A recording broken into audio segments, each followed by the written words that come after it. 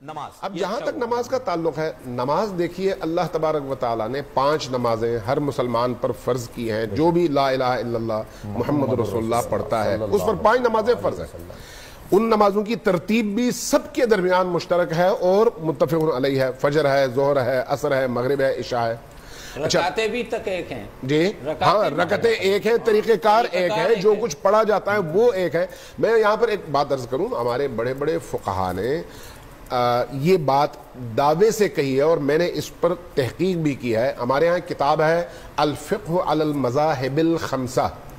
پہلے ایک کتاب آئی تھی الفقہ علی المذاہب الاربعہ، تو اس پر پھر اضافہ کر کے یہ محمد جواد مغنیہ نے یہ کتاب لکھی.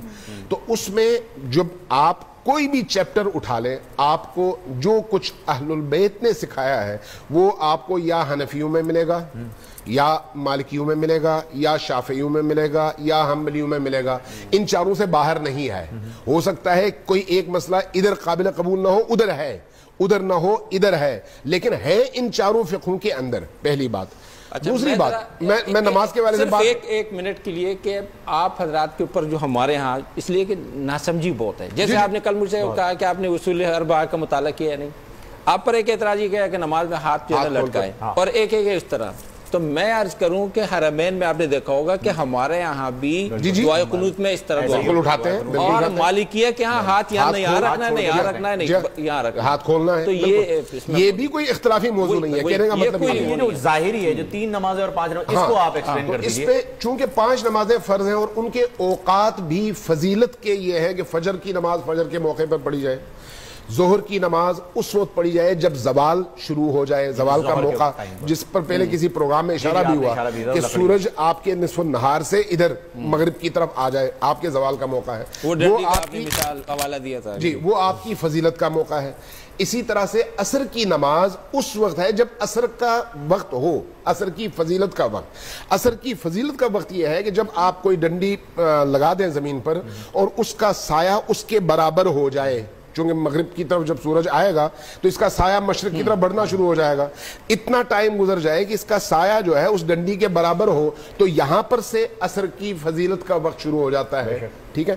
اور ثواب یہ ہے کہ آپ وہ نماز عصر کی اس وقت پڑھیں جب عصر کا وقت فضیلت کا داخل ہو چکا ہو. مغرب کا وقت، مغرب کی نماز مغرب کے وقت پر ہے، اور عشاء کی نماز عشاء کے وقت پر ہے جب اندھیرا مکمل طور پر چھا جائے.